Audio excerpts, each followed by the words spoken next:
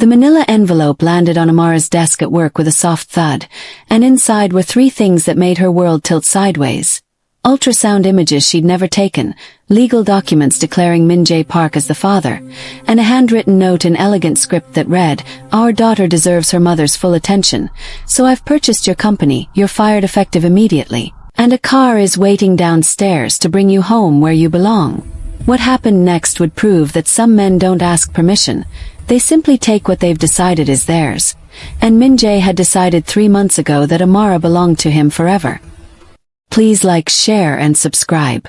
Amara's hands trembled as she stared at the ultrasound images. 12 weeks. The dates matched perfectly to that one night 3 months ago, the night she'd met Min Jae Park at a charity gala and made the biggest mistake of her life. Or what she'd thought was a mistake until she saw how carefully he'd dated each document, how meticulously he'd planned this exact moment. Her office phone rang. "Ms. Brooks, there's a gentleman downstairs insisting you have an appointment," her assistant said nervously. "He's very insistent. Security can't seem to make him leave." Amara closed her eyes. Of course he was already here. Min Jae didn't make plans without ensuring every detail fell into place exactly as he wanted. She grabbed her purse and the envelope, her heart hammering against her ribs as she rode the elevator down. The building lobby buzzed with nervous energy, and she understood why the moment she saw him. Min Jae Park stood near the entrance like he owned the building, which he probably did now if he'd bought her entire company just to fire her. He wore a black suit that probably cost more than her monthly rent, his dark hair perfectly styled, his jaw sharp enough to cut glass. 3 men in identical black suits flanked him, clearly security, clearly armed under those expensive jackets. His eyes found hers the moment the elevator doors opened. Dark, intense, possessive eyes that had haunted her dreams for 3 months.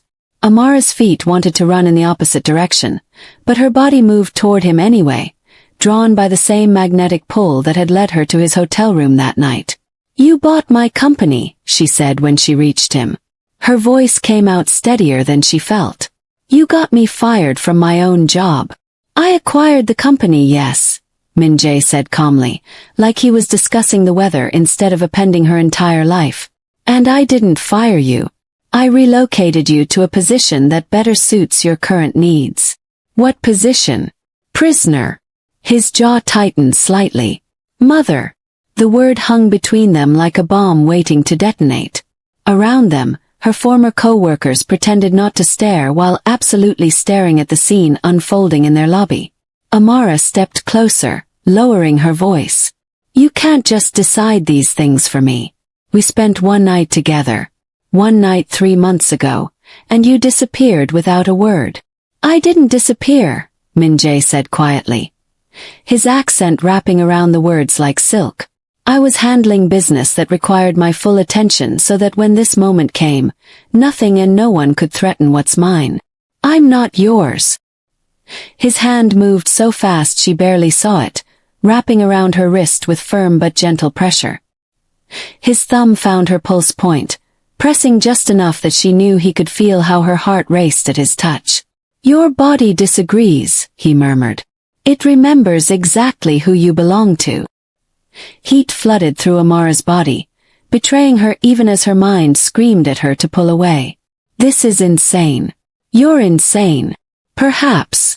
Min Jae released her wrist but only to place his hand on her lower back, guiding her toward the exit with a kind of authority that made people instinctively move out of his way.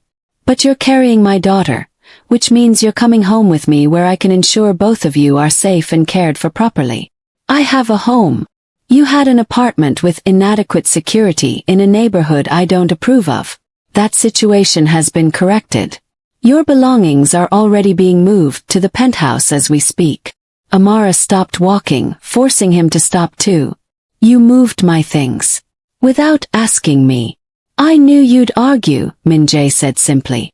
"This way is more efficient. This way is illegal. It's kidnapping. It's protection." His voice dropped lower, more dangerous. "Do you have any idea how many enemies I have, Amara? How many people would love to use you and our child against me? The moment I confirmed the pregnancy, you became the most valuable target in Los Angeles. Something in his tone made her blood run cold. Confirmed the pregnancy. I only found out 2 days ago. Min Jae's expression didn't change, but she saw the calculation in his eyes. I've had you under surveillance since the night we met. The moment you visited that clinic I knew. Surveillance. He'd been watching her for 3 months. The realization should have terrified her, but instead it ignited something else entirely. Something dark and twisted that responded to his obsessive attention with a heat she didn't want to acknowledge. You're crazy, she whispered. About you, yes. He leaned closer, his breath warm against her ear. Completely, utterly insane with wanting you. And now that you're carrying my child, there's no force on earth that will keep me away from you. The car waiting outside was a sleek black Mercedes with windows so darkly tinted they had to be illegal. Min Jae opened the back door himself, his hand still possessive on her back as he guided her inside. Amara slid across the leather seat, her mind racing for an escape plan even as her body hummed with awareness of him settling in beside her. The car started moving immediately, and she realized his driver had been waiting for his signal. Where are you taking me? Home, Min Jae said. Our home now. The penthouse has been fully secured. Medical staff will be available around the clock. Anything you need, you'll have. I need my freedom. His hand found hers on the seat between them, threading their fingers together with a possessiveness that made her breath catch. You have all the freedom you want within the boundaries that keep you safe. After what happened last week, I'm not taking any chances. Amara's stomach dropped. What happened last week? Min Jae was quiet for a moment, his thumb stroking circles on her palm in a gesture that would have been soothing from anyone else. From him it felt like a brand. Someone tried to grab you outside your office building on Tuesday night. You took the subway instead of your usual route, which disrupted their timing. My security intervened before they could make contact. Tuesday night. She'd worked late and decided the subway would be faster than walking. She hadn't noticed anything unusual. You're making this up to scare me. Min Jae pulled out his phone and showed her security footage. Grainy, black and white, but clear enough to show her exiting her building. Clear enough to show 2 men moving to intercept her. Clear enough to show other men appearing from nowhere, men she now recognized as Min Jae's security, stopping the threat before it reached her. Her hands started shaking. Who were they? Business rivals who believed taking you would give them leverage over me. Min Jae's voice went cold, emotionless in a way that was somehow more terrifying than anger. They've been corrected. Corrected. The word carried implications that made Amara's blood run cold. You killed them. I protected what's mine. He said it without hesitation, without remorse. I will always protect what's mine, Amara. Always. The car pulled into an underground garage beneath a building she recognized from magazine covers. Luxury high-rise in downtown LA. Penthouses starting at $10 million. Waiting list longer than her arm. Min Jae had said our home like he expected her to just accept this as her new reality. The private elevator required a keycard and fingerprint scan. Inside, Min Jae pressed the button for the top floor without asking if she was ready. I can't just disappear, Amara said as the elevator rose. I have friends, family. People will look for me. Your friends and family have already been informed that you're taking time off work due to pregnancy complications that require bed rest and monitoring. They'll be able to visit once security protocols are established. He'd thought of everything. Every possible argument she could make. He'd already countered before she could voice it. The elevator opened directly into the penthouse, and despite her anger and fear, Amara couldn't help the small gasp that escaped her. Floor-to-ceiling windows overlooked the city, making her feel like she was floating above Los Angeles. The space was enormous, decorated in blacks and grays and whites, masculine but not cold, expensive but somehow still comfortable. The master bedroom is through here, Min Jae said, his hand returning to her back as he guided her through the space. You'll find your clothes already unpacked in the closet. I took the liberty of adding some items better suited to pregnancy. The bedroom was even more stunning than the main living space. A massive bed dominated one wall, and through an open door she could see a bathroom that looked like something from a luxury spa. There's a nursery being prepared in the adjoining suite, Min-jae continued. I've hired the best designers in the city. You'll have full input on all decisions. Amara turned to face him, her anger finally overriding her shock. You can't just decide my life for me. You can't just take over everything because you decided you want to. I can when the alternative is you and my daughter being taken or killed by people who want to hurt me through you. Min-jae stepped closer, his presence overwhelming in the intimate space of the bedroom. I won't apologize for keeping you safe, Amara. I won't apologize for wanting my child to know her father. And I sure as hell won't apologize for ensuring the woman I can't stop thinking about is where I can protect her. You don't know me, she whispered. One night doesn't give you the right to own me. One night. Min-jae's laugh was dark, bitter. That one night has consumed every thought I've had for 3 months. I've replayed every moment, every sound you made, every way you responded to my touch. I've tried to stay away, tried to give you space to live your life, but the moment I learned about the pregnancy, all bets were off. He moved closer still, backing her against the windows until the cool glass pressed against her back. His hands came up to frame her face, tilting her head back so she had to meet his intense gaze. You think I wanted this? His voice dropped to barely above a whisper. You think I wanted to become the kind of man who buys companies just to get close to a woman? Who has her followed and watched and protected without her knowledge? You've made me obsessed, Amara. You've made me dangerous in ways I've never been before. His thumb traced her lower lip, and despite everything, despite the insanity of this situation, heat pooled low in her belly. I hate you, she breathed, even as her body swayed toward him. No, you don't. His mouth hovered inches from hers. You're terrified of how much you want this. How much you want me. When he kissed her, it wasn't gentle or asking permission. It was claiming, possessive, reminding her body exactly what had happened between them 3 months ago. And God help her, she kissed him back, her hands fisting in his expensive suit jacket as her pregnancy-sensitized body responded to him with an intensity that stole her breath. Min-jae pulled back first, his breathing as ragged as hers. Get some rest. We have dinner with my family tonight. Then he was gone, leaving Amara alone in the bedroom with her racing heart and the terrifying realization that part of her didn't want to escape at all. The next few hours passed in a blur. A woman named Mrs. Kim appeared with lunch and an assurance that anything Amara needed, she should just ask. The bathroom had been stocked with prenatal vitamins, pregnancy-safe toiletries, and every luxury product she could imagine. Her closet did indeed contain all her own clothes, but also dozens of new items. Maternity wear in soft fabrics and beautiful cuts, casual clothes, formal dresses, everything in her size, everything perfectly chosen. Amara sank onto the bed, her hand moving instinctively to her still flat stomach. She was 12 weeks pregnant with a Mafia Boss's baby. A Mafia Boss who'd bought her company, fired her, moved her belongings, and announced she was living with him now whether she liked it or not. The insane part was how safe she felt here. How protected. Even knowing what Min-jae was, what he'd done, part of her responded to his absolute certainty that nothing would hurt her while she was his. At 6 p.m., Mrs. Kim returned to help her dress for dinner. The dress chosen was elegant, a deep emerald that somehow made her brown skin glow, cut to accommodate her body without revealing the small bump not quite visible yet. You look beautiful, Miss Amara, Mrs. Kim said warmly. Mr. Park will be very pleased.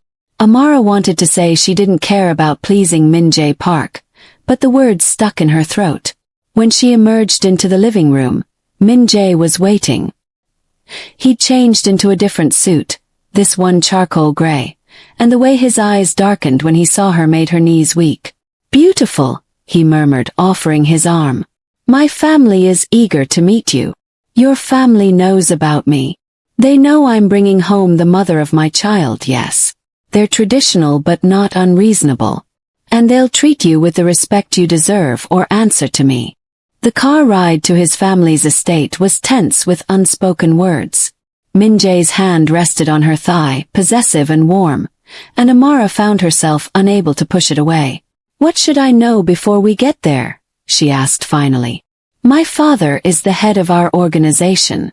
Powerful, traditional, but he values family above all else. My mother will be curious about you, probably ask too many questions. Definitely try to feed you too much. I have 2 younger sisters who will either love you immediately or test you to see if you're worthy. And my grandmother will be the one who truly decides if you're acceptable. What if I'm not acceptable?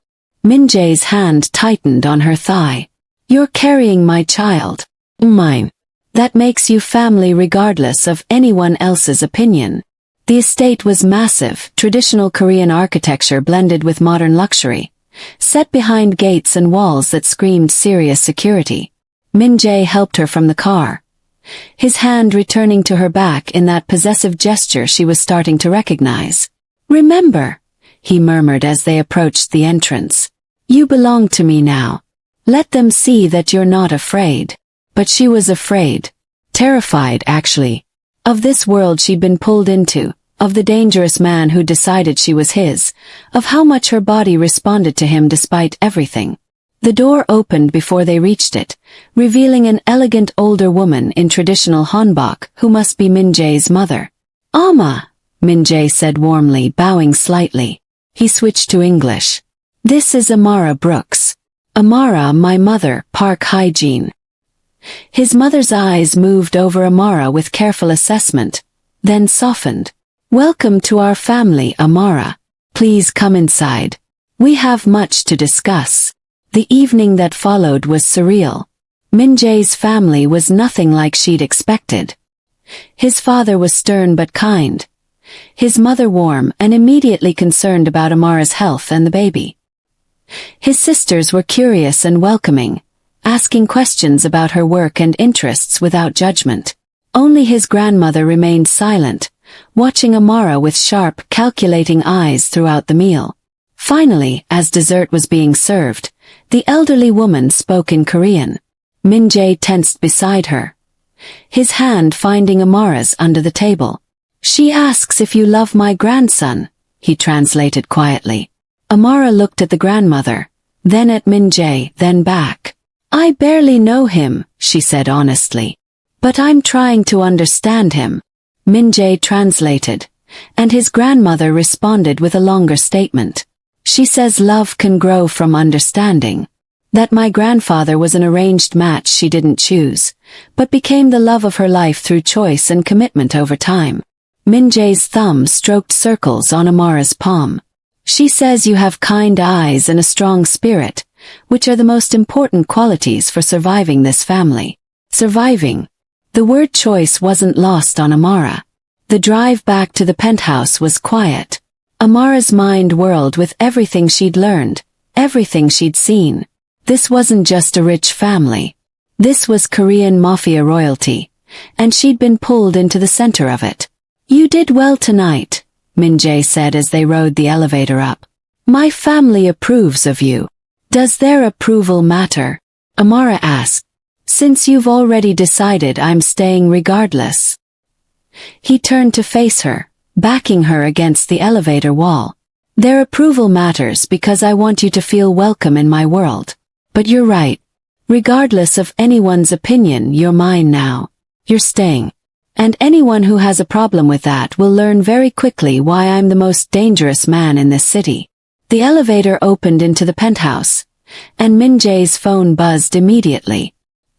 He glanced at it, his expression hardening. I have to handle something, he said tersely. Stay here. Don't leave the penthouse. Mrs. Kim will be in the guest room if you need anything. What's wrong?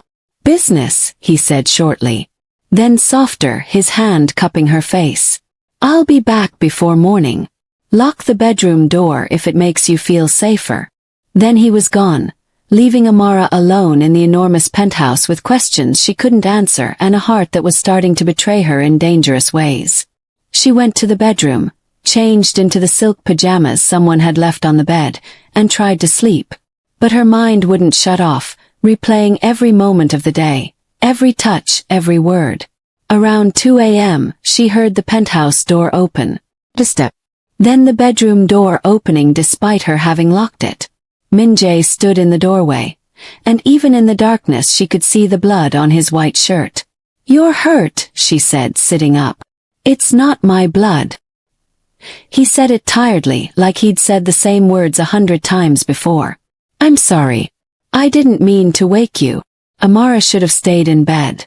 Should have let him handle his own problems. Instead, she found herself crossing to him, her hands reaching for his jacket. "Let me help you." His eyes met hers in the darkness, and something passed between them. Something that felt dangerously like trust. She helped him remove the bloodied shirt, led him to the bathroom, and watched as he washed away whatever violence he'd committed tonight. And when he was clean, when he stood before her looking somehow vulnerable despite his deadly nature, she made a choice that would change everything. "Stay," she whispered. "Tonight, just stay." Min-jae's control shattered. He pulled her against him, his mouth finding hers with desperate hunger. And this time Amara didn't pretend she didn't want this just as much as he did. What happened between them that night was inevitable. From the moment Min-jae's lips claimed hers with desperate hunger, Amara knew there was no going back. His hands trembled slightly as they traced her curves through the silk pajamas, like he was fighting for control and losing. "Tell me to stop," he breathed against her mouth. "Tell me you don't want this." But Amara couldn't lie. Not when her body was already responding to him.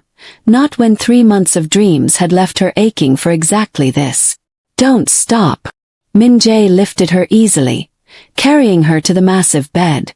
What followed was heat and need and an intensity that stole her breath. He touched her like she was precious and breakable, even as his kisses consumed her. He whispered things in Korean she didn't understand but felt in her soul. And when they finally came together, it felt less like surrender and more like coming home. Afterward, as they lay tangled together in the darkness, Min-jae's hands played protectively over her stomach where their daughter grew. "I'm not letting you go," he murmured into her hair. "Ever. You understand that now, don't you?" Amara did understand. And the terrifying part was how much she didn't want him to let go. She woke alone the next morning, panic immediately flooding through her. Had last night been a mistake? Would Min-jae regret it, pull away, prove that her fears about being used were justified? But then she found the note on the pillow beside her, written in that same elegant script from the envelope that had changed her life. Had to handle business. Back by noon. Stay safe. You're everything. You're everything. 3 simple words that shouldn't have made her heart race, but did. Mrs. Kim appeared with breakfast and news that Amara had appointments scheduled. "Mr. Park arranged for your first official prenatal appointment here at the penthouse. Dr. Song is the best obstetrician in Los Angeles. She'll arrive at 10. Of course Min-jae had arranged everything. Of course he'd brought the doctor to her rather than risk taking her somewhere less secure. Dr. Song turned out to be a warm Korean woman in her 50s who treated Amara with kindness and professionalism. The examination was thorough, and when the ultrasound showed their daughter moving on the screen, Amara felt tears slip down her cheeks. "She's perfect," Dr. Song said warmly. "Developing exactly as she should. Would you like pictures?" Amara nodded, unable to speak around the emotion clogging her throat. This was real. She was really pregnant with Min-jae's baby, really living in his penthouse, really falling for a man who'd appended her entire life. Min-jae returned at 11:45, striding into the penthouse like he owned the world. His eyes found Amara immediately, and the relief in them was unmistakable. "How did it go?" he asked, crossing to her in 3 long strides. "See for yourself." Amara handed him the new ultrasound pictures, watching his face transform as he studied them. "She's really in there," he said quietly, wonder filling his voice. Our daughter. Something in Amara's chest cracked open at the raw emotion on his face. This dangerous man who killed without hesitation looked at their baby's picture like it was the most precious thing in the world. Over the next week, Amara settled into a routine she never expected. Min-jae left early for business but returned for lunch every day, insisting on eating with her, asking about her morning, touching her like he needed the contact to breathe. Evenings they had dinner together, watched movies, talked about everything and nothing. He was careful with her, respectful of her space, but she felt his restraint like a physical thing. The way his eyes tracked her movements, the way his hands clenched when she was near but not touching him, the way he kissed her goodnight at her bedroom door but never pushed for more. Why won't you stay with me? Amara asked on the 5th night, her hand catching his as he turned to leave. Min-jae's eyes darkened. Because if I stay, I won't be able to control myself. And you need rest, need to feel safe, need to know I'm not just using you for. I'm asking you to stay, she interrupted. I want you to stay. That night, and every night after, Min-jae stayed. They made love with an intensity that left Amara breathless, and afterward he held her like she might disappear. His hand always finding her stomach, their daughter between them. But the peace couldn't last forever. 2 weeks after moving into the penthouse, Amara's best friend Jasmine showed up at the building, demanding to see her. Security called, and Min-jae's face went carefully blank. Let her up, he said after a pause. But stay close. Jasmine burst into the penthouse like a hurricane, taking in the luxury with wide eyes before focusing on Amara. Girl, what the hell is going on? You disappear, stop answering texts, and I have to hear from your office that you quit? That you're on bed rest. It's complicated, Amara started. I'm sure it is. Jasmine's eyes found Min-jae, who'd positioned himself between them. And you must be the complication. Me guess. Rich, controlling, thinks he can just take over her life. Jasmine. Amara began. No, I want to hear him explain it, Jasmine interrupted. Explain why my best friend has been isolated from everyone who loves her. Min-jae's expression remained neutral. Amara is free to see anyone she wants. But her safety is my priority, which means I need to know who's in her life and ensure they're not a threat. A threat? Are you serious right now? Do you know what I do for a living, Miss Johnson? Min-jae asked quietly. Jasmine paused.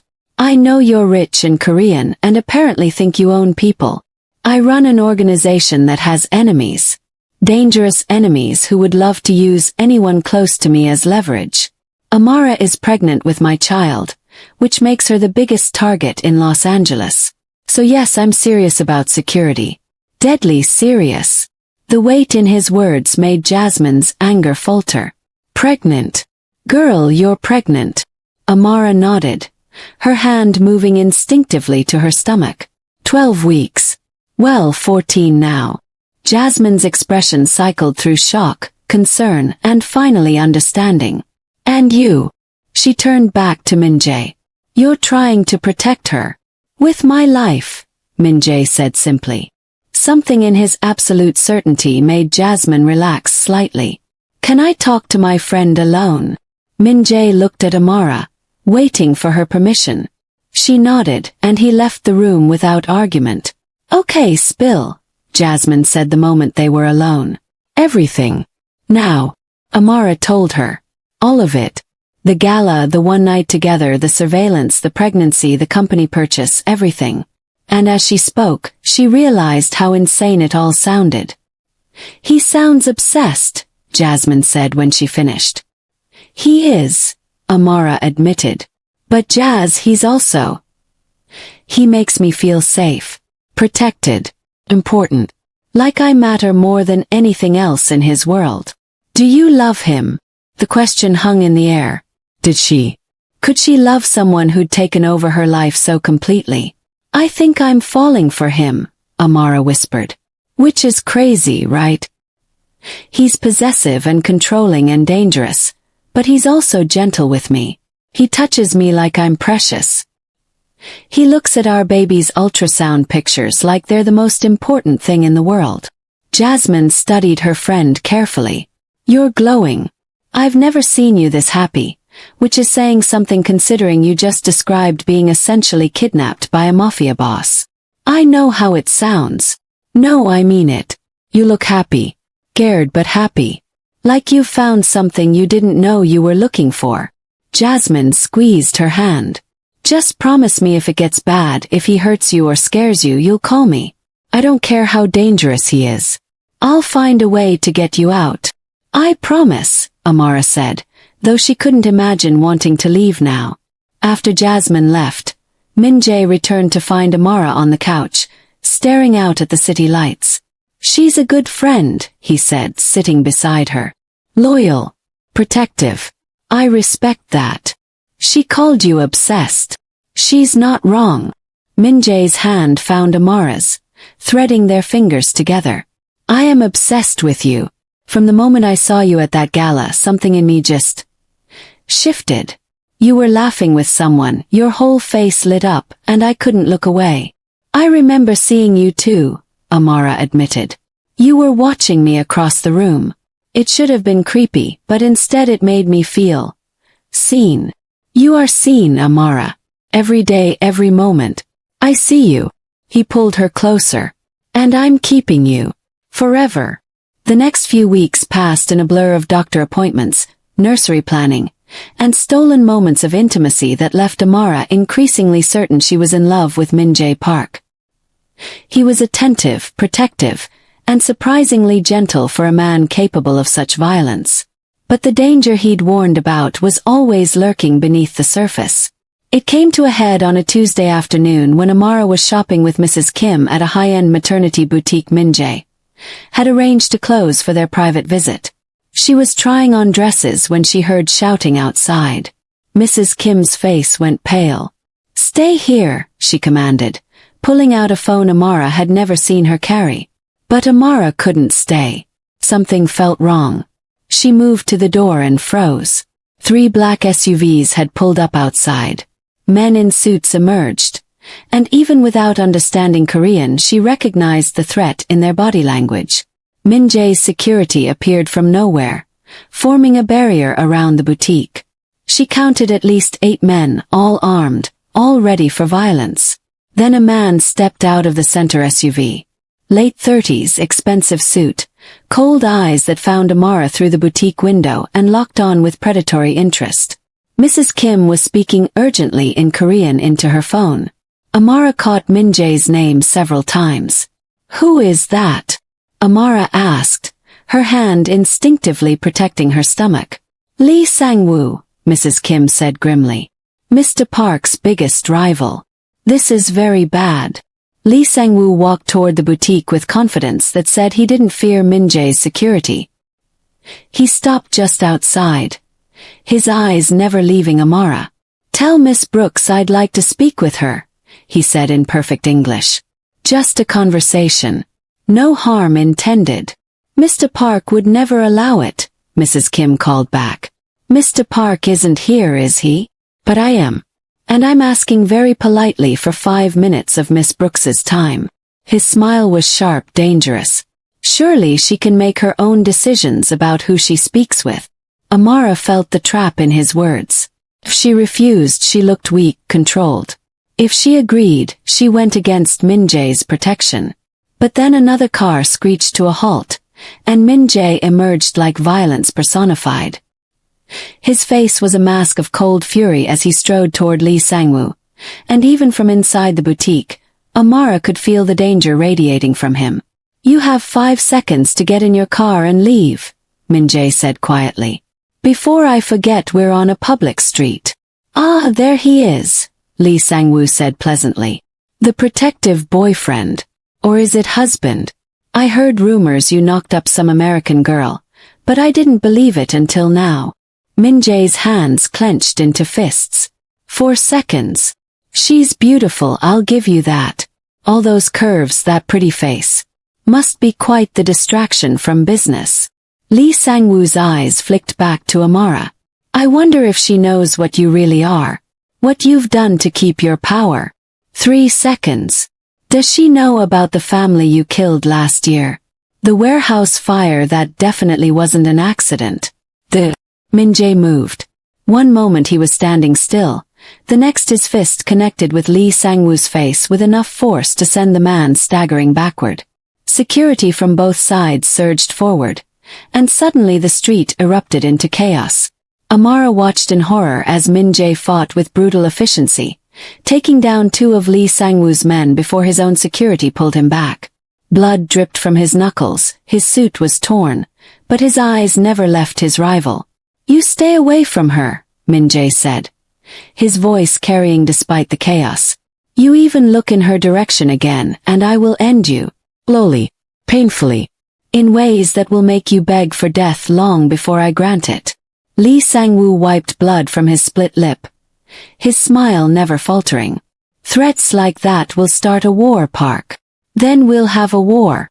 Min-jae stepped forward, and even his own security seemed hesitant to restrain him.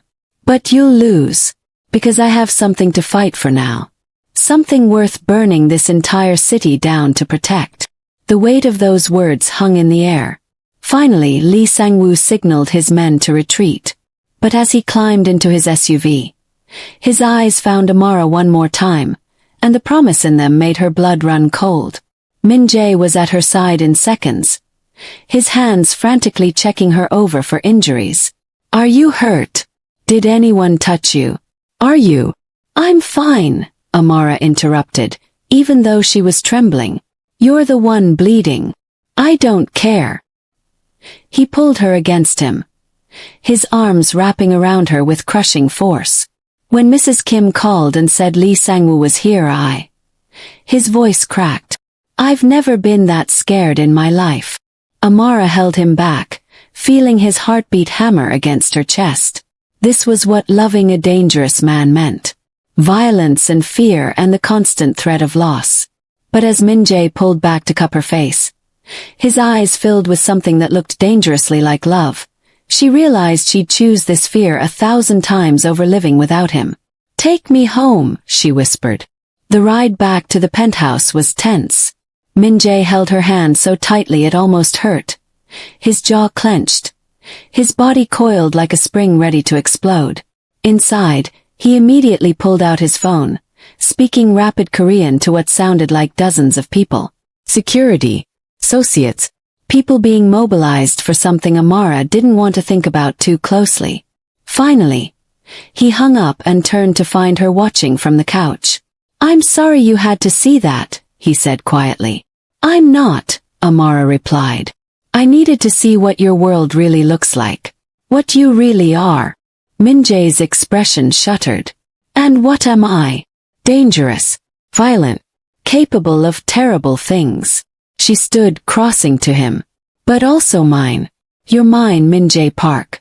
And I'm done pretending I don't want this, don't want you, don't want us." Something in his expression cracked. "You don't know what you're saying. After what you just saw." "I saw a man protect what he loves," Amara interrupted. "I saw you risk everything to keep me safe. That's what I saw." Min-jae pulled her against him, his forehead pressed to hers. "I love you," he breathed. "I've loved you since that first night, but I didn't know how to say it without sounding insane." "We're way past insane," Amara said, tears slipping down her cheeks. "I love you too. I probably shouldn't, but I do." When he kissed her, it tasted like promise and possession and home. But that night, as Amara slept in Min-jae's arms, forces were already moving. Lee Sang-woo wasn't the type to accept public humiliation without retaliation. And the war Min-jae had threatened was about to become very real. 3 days later, everything went to hell. Amara was in the nursery, arranging baby clothes, when she heard shouting. Min-jae's voice, sharp with command, then gunfire that made her blood run cold. She dropped to the floor instinctively, her hands protecting her stomach. More gunfire. Shouting in Korean. Then silence that was somehow worse.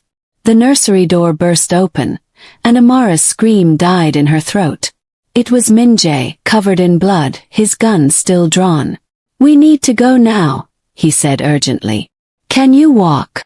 What's happening? Lee Sang-woo sent men. They're in the building. He pulled her to her feet, his body positioned between her and the door. We have a secure exit, but we need to move fast. They ran through the penthouse, Min Jae's security forming a barrier around them. The private elevator opened, but instead of going down, it went up. To the roof. Where are we going? Amara gasped. Somewhere safe. Somewhere he can't find you. A helicopter waited on the roof, rotors already spinning.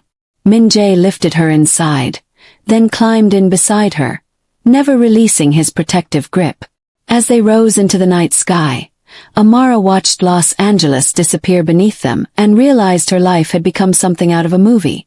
Except the danger was real, the man holding her was real, and the baby growing inside her was caught in the middle of a war she hadn't asked for. I'm sorry, Min Jae said over the helicopter noise. I'm so sorry I brought this danger to you. Where are we going? My family's estate. It's a fortress. He can't touch you there. Min Jae's hand found her stomach. I'm not letting anything happen to either of you. I swear it. The estate was even more impressive than she remembered, but this time guards with serious weapons were visible everywhere. Min Jae's father met them at the entrance, his face grim. It started then, he said in English. It started, Min Jae confirmed. His father looked at Amara, then back to Min Jae. Protect your family, son. We'll handle Lee Sang-woo. That night, Amara lay in bed in a guest room that felt more like a prison, listening to Min Jae on the phone in the next room. His voice was cold, calculated, making arrangements that probably involved violence and death. She should be terrified. Should hate this world she'd been dragged into. Instead, she just wanted him beside her. When Min Jae finally came to bed hours later, Amara turned to him in the darkness. How bad is it? Bad, he admitted. But it'll be over soon. One way or another. Promise me you'll come back, she whispered. After whatever you're planning, promise you'll come back to us. Min Jae's hand found her stomach, their daughter moving beneath his palm. I promise. I will always come back to you. But promises made in darkness sometimes break in daylight. The next morning, Min Jae was gone before Amara woke. His mother found her in the garden, clearly upset. He left to end this, she said gently. It's what men in our world do. They protect their families by eliminating threats. He could die. He could, his mother agreed. But he won't, because he has you and his daughter to come home to. That's stronger than any weapon Lee Sang-woo has. The day dragged on with agonizing slowness. Amara paced, unable to eat or sleep or think about anything except Min Jae walking into danger for her. Finally, as the sun was setting, cars pulled up to the estate. Amara ran to the entrance, her heart in her throat. Min Jae stepped out, alive, whole, though his clothes were torn and she could see blood. But he was alive. She threw herself into his arms, tears streaming down her face. You came back. I promised, he murmured into her hair. It's over, Amara. Lee Sang-woo is dead. His organization is scattered. You're safe now. You killed him. I did what I had to do to protect my family. Min Jae pulled back to look at her. If that makes me a monster in your eyes, I'll accept that. But I won't apologize for keeping you safe. Amara should have been horrified. But all she felt was relief that he was alive, that the threat was gone, that they could finally be together without fear. Take me home, she said. Our real home. The penthouse. That night, as they lay tangled together in their bed, Min Jae's hand resting on her now visible baby bump, Amara finally understood what loving a dangerous man really meant. It meant accepting all of him. The violence and the tenderness. The danger and the safety. The darkness and the fierce protectiveness. Marry me, Min Jae said suddenly into the darkness. Amara's breath caught. What? Marry me. Not because of the baby, not because of obligation, but because I love you and I want you to be mine in every possible way. He shifted to look down at her. his eyes intense even in the shadows. "Marry me, Amara Brooks. Choose me every day for the rest of our lives." "Yes," she whispered, tears slipping down her cheeks. "Yes, I'll marry you." They married quietly 2 weeks later at his family's estate, with only close family and friends present. Amara wore a simple white dress that accommodated her growing belly, and Min Jae looked at her like she was the most beautiful thing he'd ever seen. His grandmother gave them her blessing in Korean, and his mother cried happy tears. Even Jasmine came, still suspicious of Min Jae but unable to deny how happy Amara looked. The months that followed were peaceful in ways Amara had never experienced. Min Jae was attentive, loving, excited about every milestone of her pregnancy. He talked to their daughter through Amara's stomach, sang to her in Korean, promised her the world. When Amara went into labor at 38 weeks, Min Jae was terrified in ways she'd never seen him.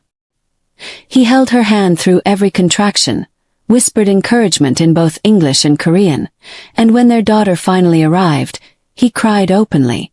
"She's perfect," he breathed, holding their tiny daughter with hands that had killed but now cradled life with infinite gentleness. "She looks like you. She has your eyes," Amara said, exhausted but happy. They named her Jiun, meaning wisdom and kindness, a bridge between both their cultures.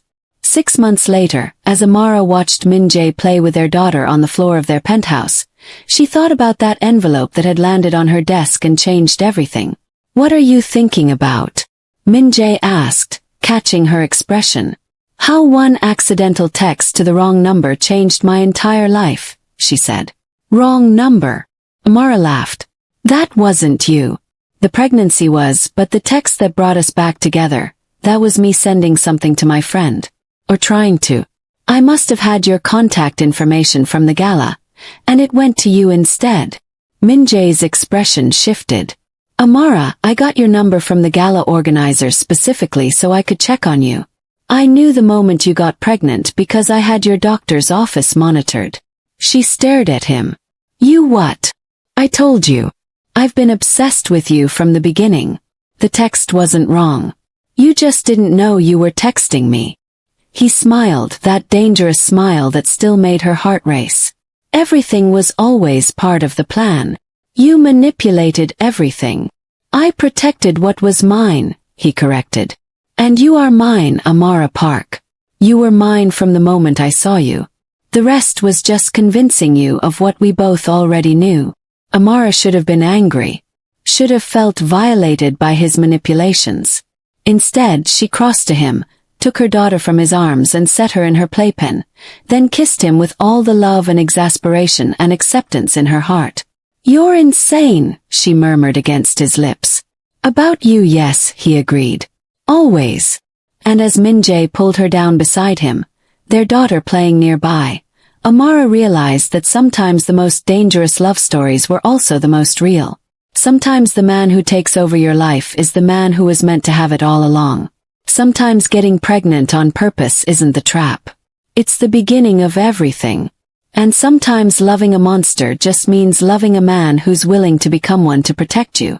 That evening, with Jiun asleep in her nursery and Min Jae's arms wrapped around her on the couch, Amara finally understood what she'd been given.